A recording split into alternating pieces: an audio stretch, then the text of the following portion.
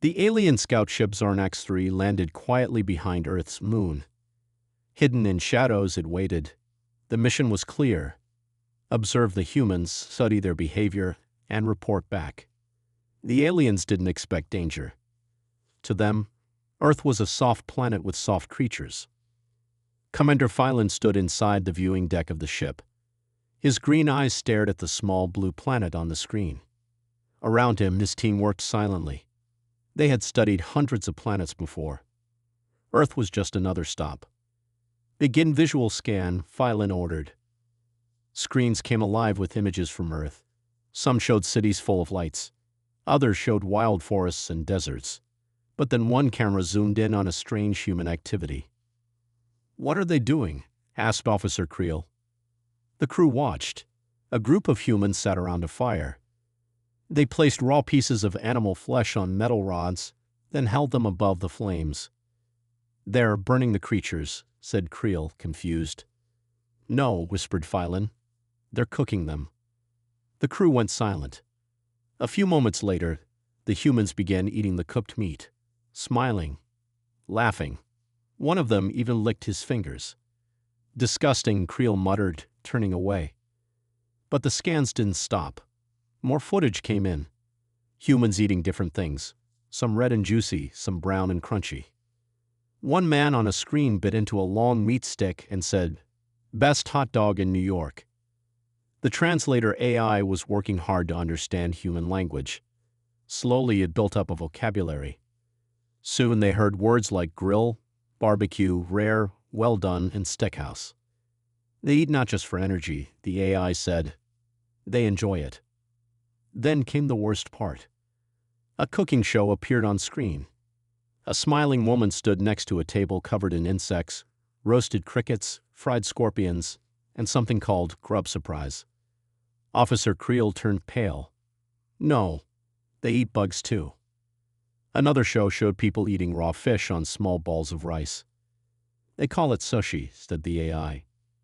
Phylan stared in shock. "They eat raw creatures? That's dangerous." Then came the most disturbing video. A man on a dare bit into something called a century egg. The smell made one alien vomit instantly. The egg was black and green, rotten looking. But the man smiled and said, "Tastes amazing." "They eat poison for fun," gasped another officer. Commander Phylan looked worried now. "Send this data to the main fleet. Mark it urgent." A few hours passed. The ship remained silent, floating behind the moon. No human knew they were there. Later that night, more strange footage came in. A human child chewed something red and crunchy.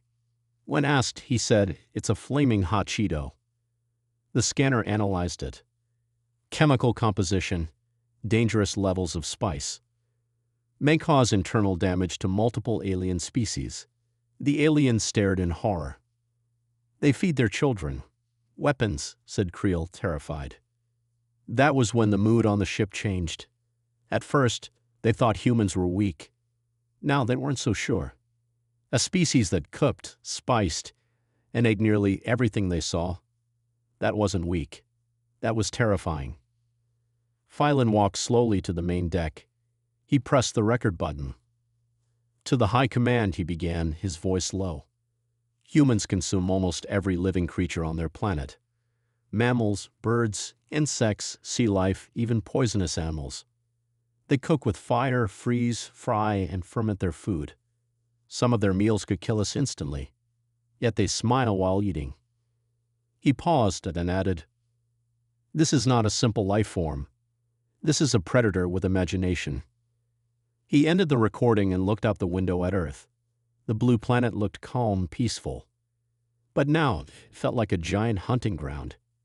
"Commander," Creel said quietly, "what do we do now?" Phylan didn't answer right away. He walked to the screen showing the human village again. People were gathering near a festival. Bright lights, music, laughter, and the smell of grilled meat filled the air. One alien said, "It smells good." Phylan narrowed his eyes.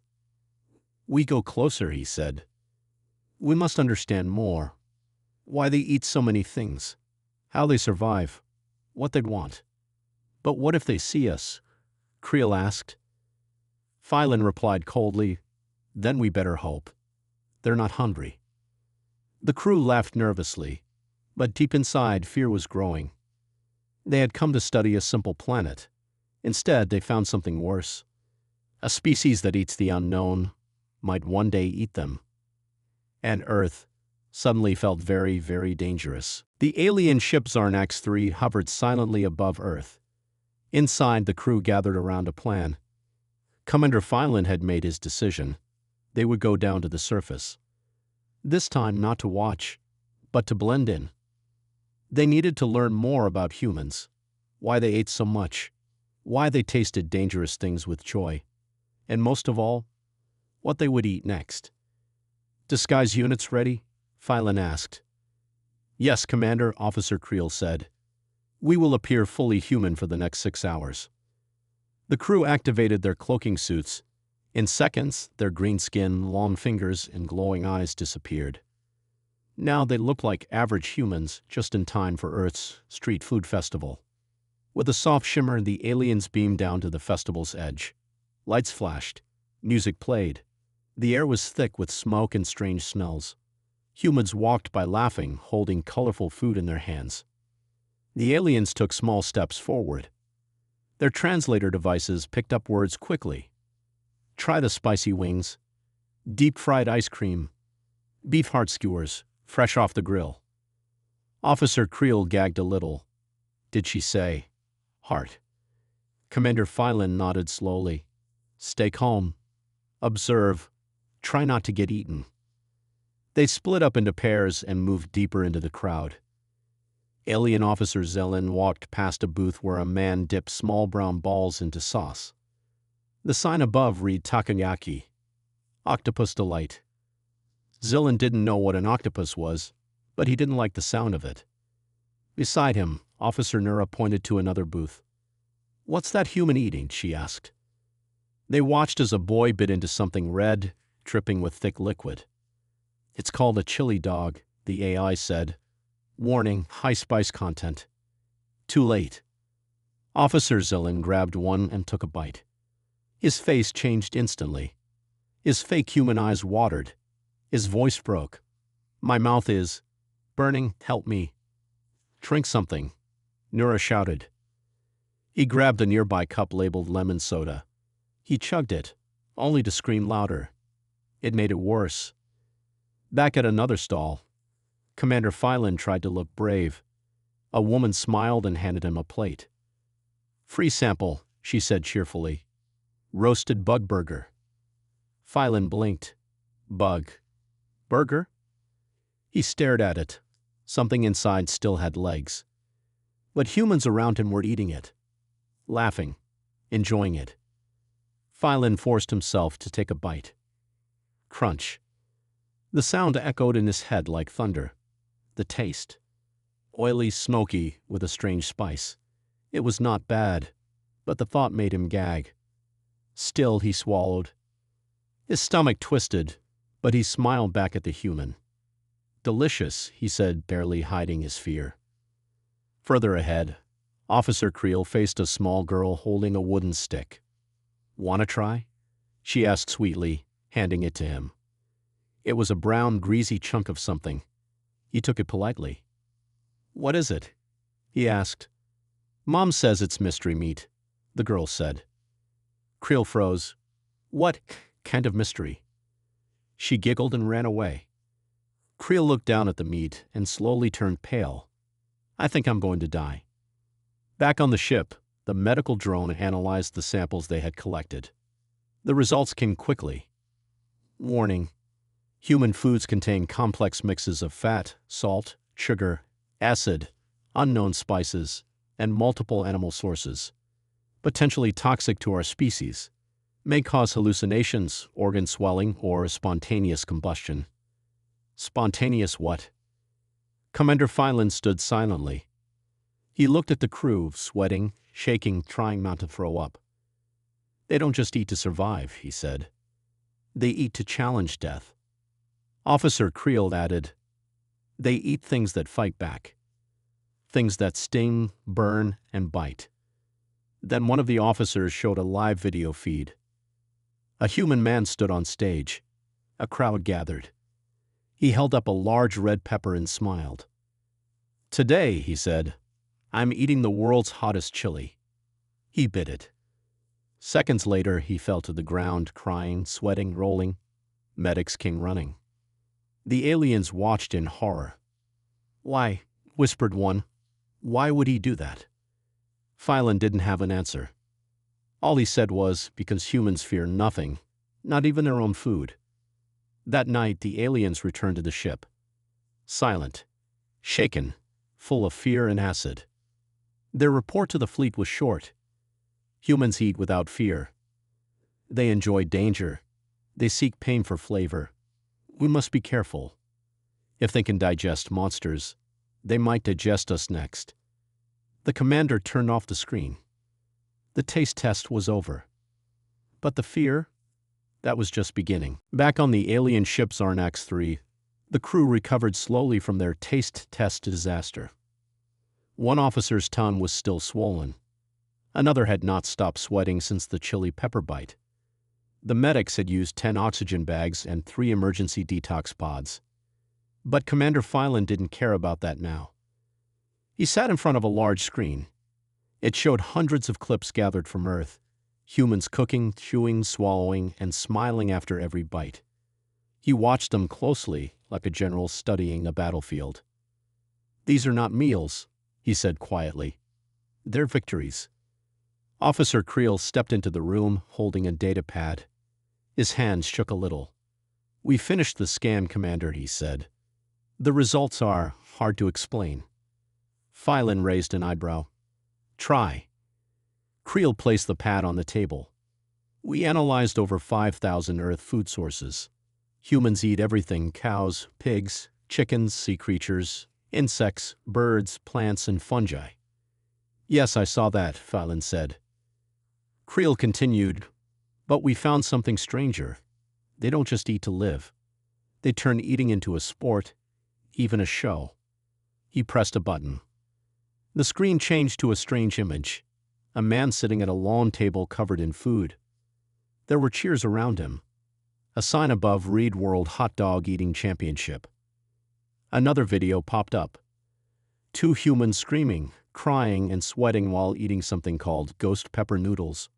The crowd clapped as one fainted. Then came the strangest clip. A human on a YouTube channel smiling in front of the camera. "Today, I'll be eating a tarantula, deep-fried and salted." He held the huge spider up, bit into it. Crunch. Officer Creel turned green again. "Why would they do this?" he whispered. The answer came from behind them. "They hunt their fear," said Officer Nuras, stepping into the room. "Every meal is a new enemy, and they don't stop until it's dead, digested, and reviewed." She held up another pad. "This is a human website called Food Reviews. Millions of people watch others eat. Some cheer for spice, others for size, and some for how weird the food is." Phylan shook his head in disbelief. "Do they eat for sport?" "Yes." "For fame?" "Yes." "Do they eat just to feel pain?" "Yes," Creel said quietly. Phylan stood. "Then we're not dealing with just a species. We're dealing with a threat." He opened a secure file.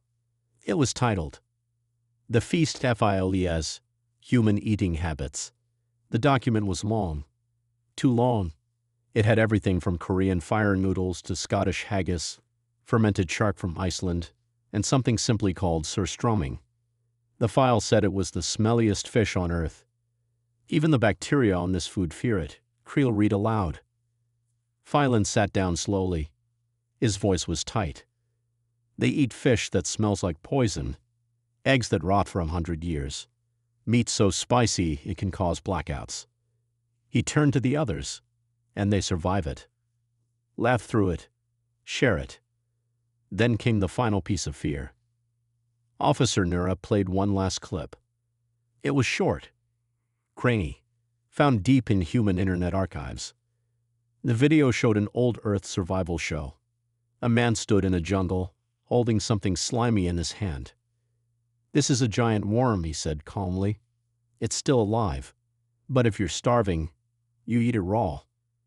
Then he bit into it. Slime dripped down his chin. Creel dropped the pad. "That's it. We're done.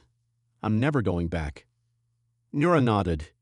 If they can eat that, they can eat anything. Finan looked around. Every alien in the room felt it now. Fear. Not of their weapons, not of their ships, but of their stomachs. Because deep inside they all understood something horrible. Humans do not respect the food chain. They break it, fry it, cover it in sauce, and swallow it. Phylan opened the final log for the night. Earth Report. Entry 3. The Feast Files. Humans eat like beasts, but think like chefs. They find joy in danger, flavor in fire. They do not fear pain if it makes a meal memorable. This is not culture. This is war disguised as dinner. If they ever hunger for something, we must make sure it's never us. He turned off the screen. The room fell silent. Far below them, Earth kept spinning. Lights danced. Smoky smells filled the air. And somewhere, a human chef tossed hot oil into a pan. The galaxy just didn't know yet. The feast had only begun. Commander Phylan was not sleeping. How could he? Ever since the feast files were opened, the ship had been filled with tension. Officers avoided the cafeteria. No one trusted their food packs. One unlucky engineer even cried when he saw mashed root paste. It looked too much like mashed potatoes. But today, something new was happening. Inside Lab Chamber 9, the science team had started a secret project. The goal? To recreate human food and study it in a safe, controlled space. Project Fire Tongue is ready, said Chief Researcher Velks. We have gathered the top 5 human recipes. We will prepare them, taste them, and measure the results. Phylan narrowed his eyes. Are you sure this is wise? No, Velks said honestly. But curiosity is stronger than fear. Phylan sighed. Fine. Begin. The lab had been transformed. Long cooking tables lined the walls. Heat units hummed. Robotic arms moved quickly, handling ingredients brought from Earth. The first dish, buffalo wings. The lab filled with the sharp smell of oil and spices. Velk stared at the red sauce boiling in a pot. It smells like warning. They tipped the meat in, cooked it carefully, and placed it on a silver tray. Velks looked at his assistant. Just a nibble. The assistant bit in. There was silence. Then chaos. The assistant's face turned blue. His eyes widened. He began running in circles, screaming one word over and over. Fire. Fire. My tongue is Nieltine. Medical drones rushed in. Velks calmly wrote in his notes. Buffalo sauce causes screaming, sweating, and possible hallucinations. Taste power, unknown. Threat level, spicy madness. Next, they tried macaroni and cheese. It seemed safe. No fire. No slime, just yellow mush. Humans feed this to younglings, Velk said. It should be harmless. They served it warm.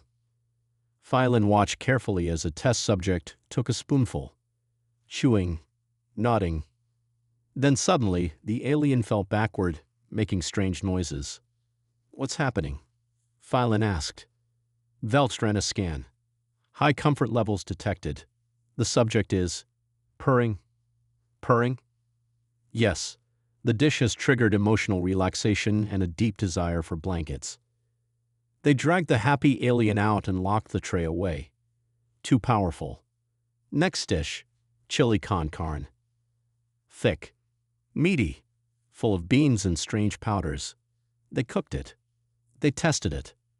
It exploded. Not the food, but the air system. Smoke alarms screamed. Red lights flashed. Half the crew passed out from the smell. Velks's report. Dangerous chemical reaction. Humans call this a good kick. We call it a biological weapon in a bowl. By now, the team was tired, scared, and sweating. But one last dish remained. Velks whispered the name like a prayer. Deep, fried, butter. Commander Phylan blinked. That sounds fake. Velks shook his head. It is real. And worse, it is celebrated. They prepared it slowly. Butter, frozen, wrapped in dough, dropped into boiling oil. It sizzled, popped, and hissed. Once ready, it was golden brown, harmless looking, even beautiful. Velks approached carefully. One bite, one chew, one moment of silence. Then he dropped to the ground. Phylan rushed to him. Velks, are you dying? Velks's eyes opened slowly. He smiled. I have tasted heaven. Is that good? I do not know any more. They carried Velks away as he mumbled softly. So much fat, so much joy. The lab shut down for the night. The data was clear. Human food causes confusion, emotional breakdowns, and physical extremes. Some dishes ignite the soul. Others explode the nose. And one dish may have created peace inside a war species. Back on the bridge, Phylan stared at the food logs. We tried to understand them. We tried to copy them. But it only made things worse. He turned to Officer Creel. Do you know what this means? Creel nodded. Yes, Commander. It means humans are not just eating for taste. They're eating for power. Phylan spoke slowly, like the words hurt to say. If their food can crush our science, what else can it do? Behind them, another officer burst into the room. Commander, he said, we just intercepted a human cooking broadcast. It's spreading across their planet. Millions are watching. The screen lit up with fire, metal pans, and fast chopping. A voice shouted, Today on Kitchen Carnage, the spiciest showdown yet. The crowd roared. Phylan looked at the screen in horror. They're not stopping, he said. They're getting stronger. And for the first time, he whispered something he never thought he would say. We may need a food defense plan. High above Earth, in orbit's cold silence, the alien ship Zarnax 3 floated like a ghost. Inside, no one was calm anymore. Commander Phylan stared at the wall screen, eyes wide. Below him, Earth's food madness was growing stronger, spicier, stranger, and louder. Cooking shows, food fights, street vendors grilling octopus on sticks. It was all spreading. But then something changed. A signal appeared on their sensors. A human space station had just launched a small pod. It wasn't armed. It wasn't dangerous. It was warm. Heat signature detected, Officer Nura said. It's headed straight for us. Phylan leaned forward. Is it a bomb? No, Creel said, scanning the object. There are no weapons. But there's high energy inside. And, he paused, confused, spice traces. The crew stared at him. Spice. The pod slowly floated toward their ship's docking bay. Bring it in, Phylan ordered. Carefully. Minutes later, the pod opened with a soft hiss. Inside it was a box. A simple, Earth-made cardboard box. On top, a sticker read, To our space friends, try this if you dare. Earthlings. Velks, who had barely recovered from the butter incident, backed away. I'm not opening that, he whispered. But Phylan stepped forward. His hands trembled slightly as he opened the lid. Inside, resting on a foam pad, were 3 items. A bottle of something red and angry-looking, hot ones, the last dab. A shiny packet labeled Instant Nuclear Ramen, Level 10 Heat. And a vacuum-sealed chunk of deep-fried meat on a stick. Texas State Fair Mystery Meat, Limited Edition. There was a handwritten note inside. We saw you watching. We saw you trying our food. Thought you might want to taste the real deal. Welcome to the feast. Let's see what you can handle. Phylan dropped the paper. They know we're watching. They know we copied their food, Nura said. And they're challenging us. Velks looked pale. Commander, I advise full retreat. But Creel's voice came in again. Too late. He turned to the screen. Another pod had just launched from Earth. Then another. And another. Soon, space was full of them. Tiny warm packages floating toward the stars like delicious missiles. Food strikes, Nero whispered. This is not a meal. This is a message. Each pod held a different dish. Pizza with ghost pepper crust, fried scorpions, blue cheese ice cream, and one even had something humans called Grandma's burnt lasagna of doom. Alien hands shook as they collected the pods. One brave engineer dared to smell the nuclear remnant. He fainted instantly. In his report, Velks wrote, "This is no longer science. This is an invasion. They're feeding us now, without consent." Phylan didn't speak for a long time. He just stared at the pile of food building up in the cargo bay. One of the boxes hissed slightly. Another box growled. And deep in his chest, he felt something cold.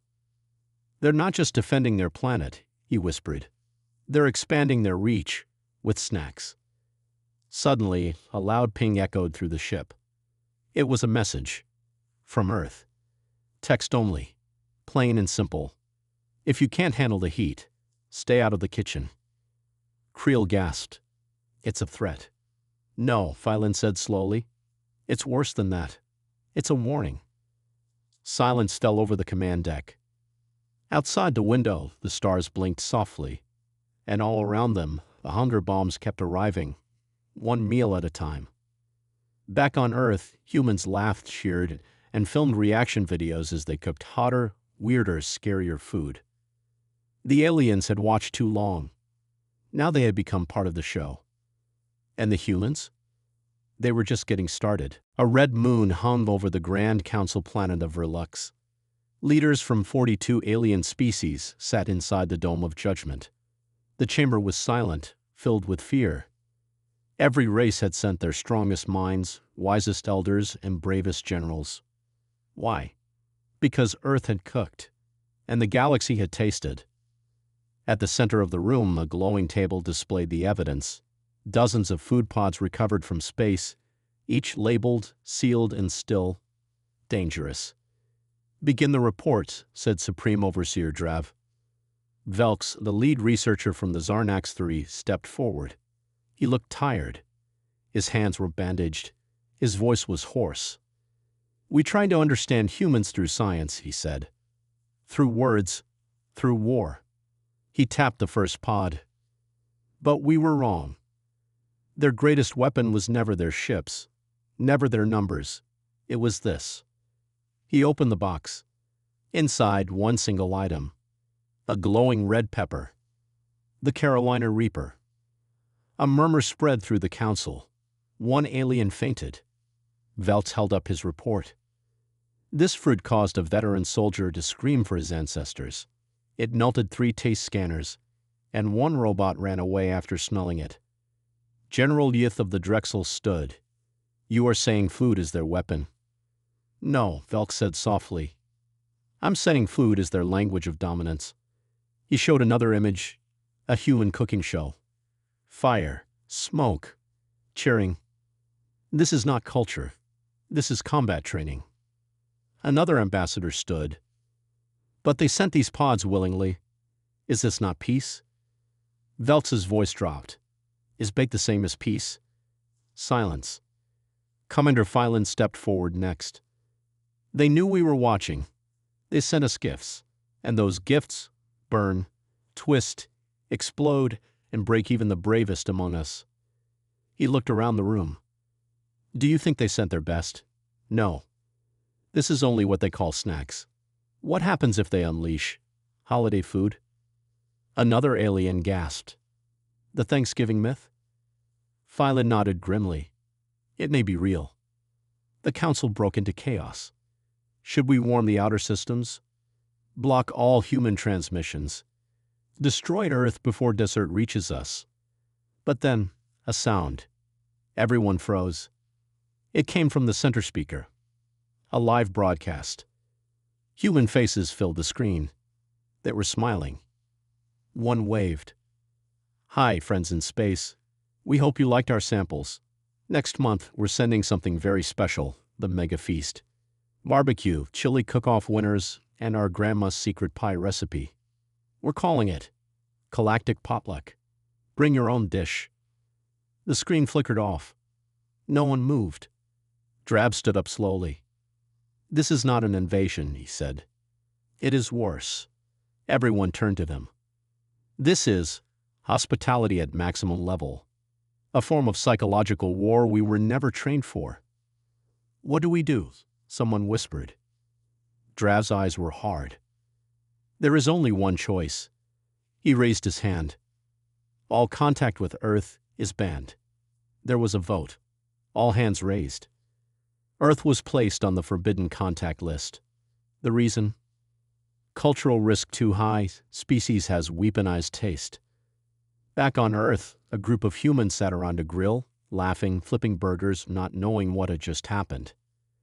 A little girl looked up at the stars and asked, "Do you think anyone out there eats like us?" Her father smiled. "If they do, they're family." In the dark sky, a dozen alien ships turned away from Earth and fled at full speed. They had tasted the truth, and they would never come back. Not because they hated humans, but because they feared the feast.